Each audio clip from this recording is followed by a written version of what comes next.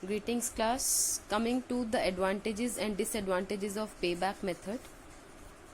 First of all, first advantage is simple. Simple means it's easy to understand, easy to calculate, ये सब चीज़ आप इसमें लिख सकते हैं. Secondly, appropriate for firms suffering from liquidity means ये उन फर्म्स के लिए सूटेबल है बेटा मेथड अप्लाई करना जिनकी लिक्विडिटी की शॉर्टेज, जिनके पास लिक्विडिटी की शॉर्टेज है. Basically liquidity means cash position. जिन लोगों के पास या जिन फर्म्स के पास कैश की शॉर्टेज होती है वो फर्म्स जनरली ये मेथड यूज करते हैं. बिकॉज ये मेथड क्या कैलकुलेट करता है आपका कि how early you will be able to get your money back in your pocket, कि आप अपना पैसा आपको कभी पॉकेट में वापस मिल जाएगा, कितनी जल्दी से जल्दी. तो जितनी से जल्दी मिलेगा जनरली वो फॉर्म्स यूज करेंगे जिनके पास कैश की शॉर्टेज होती है. Next is appropriate in case of uncertain conditions. Uncertain condition means जब भी फ्यूचर अनसर्टेन है, फ्यूचर मीन्स जब भी ज्यादा हमारे पास अनसर्टेनिटीज के चांसेस बहुत ज्यादा हैं, फ्यूचर में अनसर्टेनिटीज के चांसेस बहुत ज्यादा होते हैं, तो पे बैक पीरियड यूज किया जाता है मेथड. क्योंकि पे बैक पीरियड ये मेजर कर देगा कि इतनी जल्दी से जल्दी आपका पैसा आपको वापस मिल जाएगा. आपका पैसा रिकवर हो गया, उसके बाद अनसर्टेनिटी हो जाए तो कोई बात नहीं, लेकिन आपका पैसा जब तक रिकवर नहीं हुआ उससे पहले ही अनसर्टेनिटी हो जाए then there can be a problem. Okay, next is importance to short term earning. Importance to short term earning means ये मेथड जो है बेटा शॉर्ट टर्म अर्निंग की बात करता है कि जल्दी से जल्दी पैसा अपना रिकवर हो जाए. लॉन्ग टर्म के हिसाब से नहीं चलता, मीन्स लॉन्ग टर्म ग्रोथ के ऊपर फोकस नहीं करता. They focus on short term earnings. Next is superior to ARR method. This method is considered superior यानी better than ARR method. Because in ARR method क्या था बेटा, ARR मेथड के अंदर कैश फ्लोज कंसीडर नहीं किए जाते थे, उसके अंदर प्रॉफिट आफ्टर टैक्स कंसीडर किया जाता था. और मैंने आपको बताया था कि जो methods profit after tax consider करते हैं they can not be considered as appropriate method because profit after tax will never tell the true picture of a business. because उसके अंदर एक depreciation नाम का जो एलिमेंट होता है वो जो है वो बहुत ही उसके फिगर्स जो है वो कुछ भी लिखी जा सकती हैं. ठीक है, तो मैंने इसलिए आपको बताया था कि हमेशा जो मेथड्स कैश फ्लो डिस्कस करते हैं, कैश फ्लोज डिस्कस करते हैं, those methods are consider to be the better one. Okay, तो ये ARR मेथड से सुपीरियर है. Next is disadvantages. तो डिसएडवांटेजेस क्या है प्रॉफिटेबिलिटी इंडेक्स मेथड की. सबसे first profitability index I mean pay back method की. First is it ignores the cash flows after the pay back period.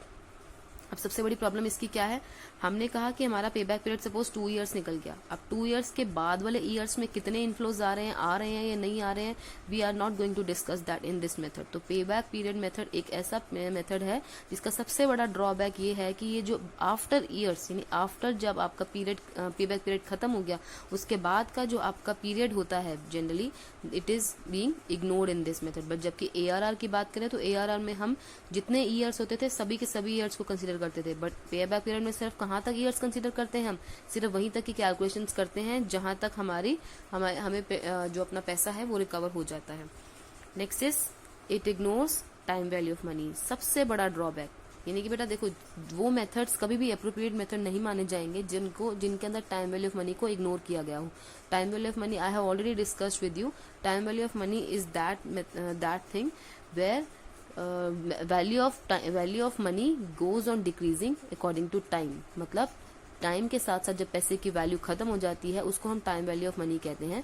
और जो पे बैक पीरियड मेथड है it ignores time value of money. ये time value of money को ignore करता है क्योंकि इसके अंदर जो है क्या होता है, जब भी हमें प्रॉफिट्स गिवन थे बेटा देखिए example is also given, cash inflows तो दिए हैं ओके. इस चीज के लिए ये मेथड बहुत अच्छा है कि इसके अंदर कैश इनफ्लोज यूज किए जाते हैं ओके. बट इस चीज के लिए ये मेथड अच्छा नहीं है क्योंकि इसके अंदर टाइम वैल्यू ऑफ मनी को कंसिडर नहीं किया जाता. जैसे first year, second year, third year. और first year, second year, third year में हमें प्रॉफिट्स दिए हुए थे, कैश इनफ्लोज दिए हुए थे 5,000, 10,000, 45,000. इसी तरीके से प्रोजेक्ट वाई के भी दिए हुए थे. बट आप मुझे ये बताओ कि ये वाले जो 5,000 थे क्या ईयर 3 के प्रोजेक्ट वाई के 5,000 के इक्वल होंगे, या फिर जो फर्स्ट ईयर के 45,000 इसके 45,000 के कभी इक्वल हो सकते हैं, नहीं हो सकते. ऑब्वियसली जो फर्स्ट ईयर के 5,000 है हमेशा इसकी वैल्यू थर्ड ईयर के 5,000 से हमेशा ज्यादा ही रहेगी.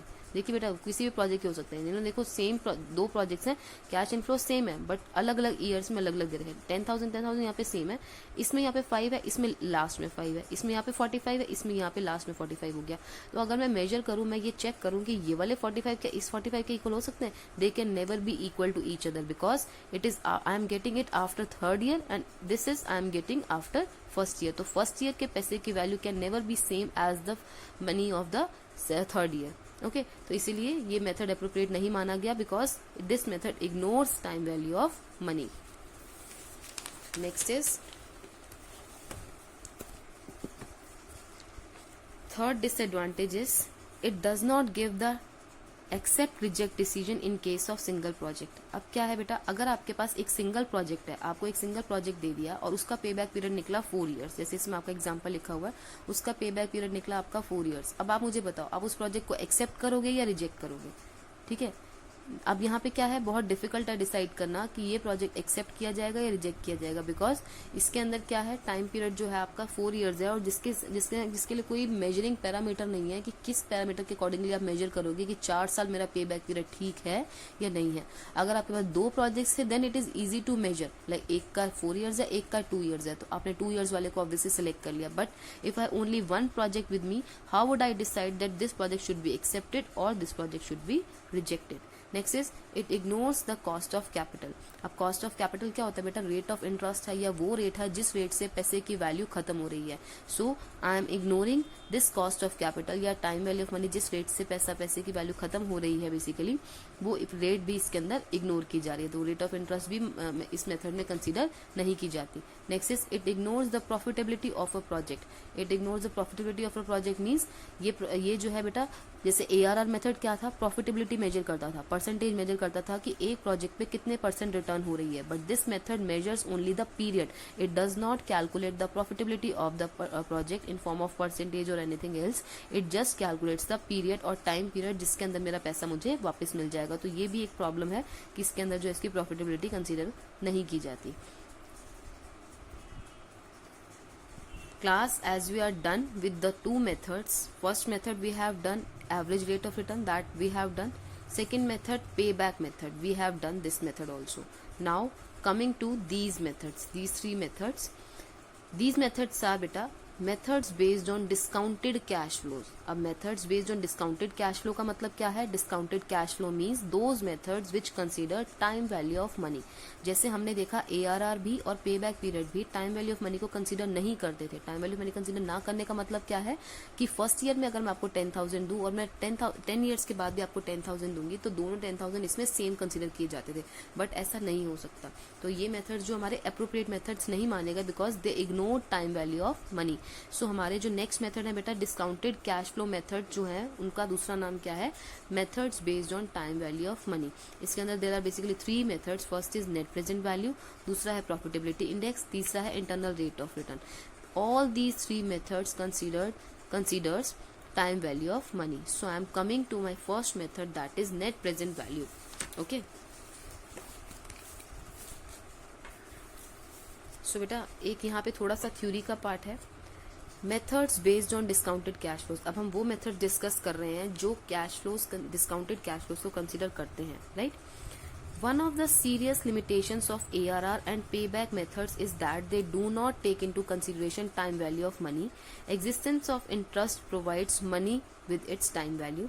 ठीक है, अब इसमें क्या है, as per time value of money concept, ये हमें टाइम वैल्यू ऑफ मनी का कॉन्सेप्ट बता दिया कि क्या है। यू कैन रीड दिस कि as per time value of money concept ₹1 of today is more valuable than ₹1 year later. ये मैंने आपको ऑलरेडी बता दिया कि अगर मैं आज आपको ₹1 दूंगी हमेशा उसकी वैल्यू ज्यादा होगी as compare to if I give you ₹1 after some years letter.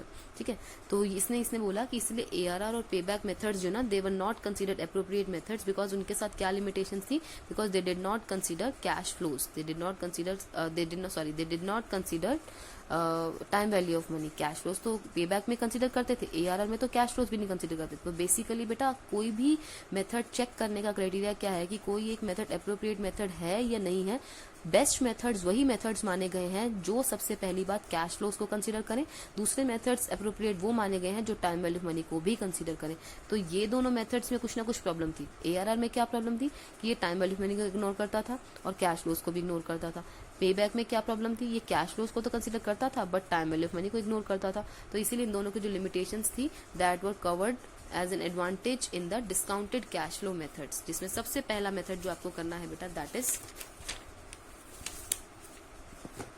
Net present value method. ये आपका थर्ड मेथड है बेसिकली जो आपने मेथड्स करने हैं। Total you have to do 5 methods out of which we have done 2। This is our third method that we have to cover.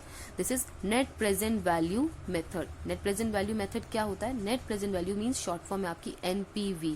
ये wealth maximisation के concept में भी आपको लिखना है बेटा। जो आपने वेल्थ मैक्सिमाइजेशन का जो ऑब्जेक्टिव था उसके अंदर भी NPV का कॉन्सेप्ट डिस्कस किया गया होगा। तो उसी NPV के अंदर आपको क्या लिखना है? नेट प्रेजेंट वैल्यू बेसिकली क्या होती है? It is the method which is one of the discounted cash flow technique. ये डिस्काउंटेड कैश फ्लो टेक्निक है। डिस्काउंटेड कैश फ्लो टेक्निक वो टेक्निक है जो टाइम वैल्यू मनी को कंसीडर करती है। Under this method present value of cash in outflows and cash inflows is calculated and the present value of cash outflow is subtracted from the present value of cash inflows. बेटा हमारे पास दो चीजें होती हैं, पहला होता है हमारा कैश इनफ्लोज और दूसरे होते हैं हमारे कैश आउटफ्लोज। जो कैश इनफ्लोज है मीन्स जो पैसा हमारे पास बिजनेस में आ रहा है, मतलब जो हमने निकालना सीखा था अपनी टेबल से जिसके अंदर हम पैट के अंदर डेप्रिसिएशन को ऐड बैक कर देते तो हमारे पास कैश इनफ्लोज निकल जाता है। दूसरी बात कैश आउटफ्लोज। अब कैश आउटफ्लोज क्या होते हैं? कैश आउटफ्लोज होते हैं जो हमारी इनिशियल इन्वेस्टमेंट होती है, जो पैसा हमारा बिजनेस जो हमारे न्यू मशीनरी या न्यू प्रोजेक्ट के अंदर पैसा लग रहा है that is called as cash outflows. अब हमको क्या करना है? दोनों की प्रेजेंट वैल्यूज निकालनी है। प्रेजेंट वैल्यू मीन्स अगर मैं आपको बोलूं कि आज की डेट में अगर मैं 1 लाख रुपए लगा रही हूँ तो आज की डेट में आज के 1 लाख रुपए की वैल्यू कितनी है? Obviously that is rupees 1 lakh only. तो उसकी तो कोई प्रेजेंट वैल्यू है ही नहीं। मतलब जो आज की डेट में पैसा लगा रही हूँ 1 लाख रुपीज लगा रही हूँ, 1 लाख की वैल्यू आज की डेट के हिसाब से 1 लाख ही है। ठीक है, तो वो तो present value of cash outflow. But अगर मैं present value of cash inflows की बात करूं तो present value of cash inflows कैसे निकलती हैं? इसमें बेसिकली आपको फ्यूचर ईयर्स के लिए प्रॉफिट दिए होते हैं, profit for first year, second year, third year, fourth year, fifth year. तो हमें हर ईयर के प्रॉफिट को ना बेटा कन्वर्ट करना होता है। किसमें कन्वर्ट करना होता है? According to their present value. वो प्रेजेंट वैल्यू कैसे निकलती है that we will see according to some table. ठीक है, हम एक टेबल के अकॉर्डिंगली वो मैं आपको बताऊंगी, will cover in next video. ठीक है, तो अब अभी तक के लिए आपको क्या करना है? जस्ट एक फॉर्मूला लर्न करना है। NPV means net present value का फॉर्मूला क्या है? प्रेजेंट वैल्यू ऑफ इनफ्लोज या present value of cash inflows minus present value of cash outflows. Present value of cash inflows means जो पैसा आपका आ रहा है बिजनेस में उसकी प्रेजेंट वैल्यू निकालो, minus present value of cash outflow means जो पैसा आपका बिजनेस में से जा रहा है उसकी प्रेजेंट वैल्यू निकालो। Present value of cash inflows minus outflows करोगे then you will be able to calculate your NPV net present value. तो अभी आप इसको बेशक से इस वाले पार्ट को छोड़ दीजिए, I will discuss it in a table. तो अभी आप इस पार्ट को भी छोड़ सकते हैं। ओके, सो कभी भी एक प्रोजेक्ट को इवैल्यूएट करना हो on the basis of net present value method तो वो हम कैसे करेंगे? जब भी बेटा NPV निकलेगी पॉजिटिव, जैसे हमने ऊपर फॉर्मूला डिस्कस किया, इस फॉर्मूला के अकॉर्डिंगली जब भी NPV पॉजिटिव आ जाए इट मीन्स आपको उस प्रोजेक्ट को एक्सेप्ट करना है। जिस भी प्रोजेक्ट की NPV पॉजिटिव आ जाए हमने उस प्रोजेक्ट को एक्सेप्ट करना है।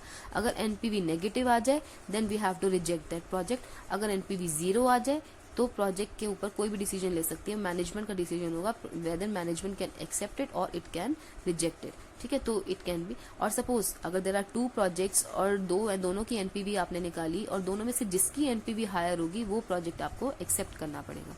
Okay, so in next class I will discuss the numerical of this NPV method. Okay class, thank you for today.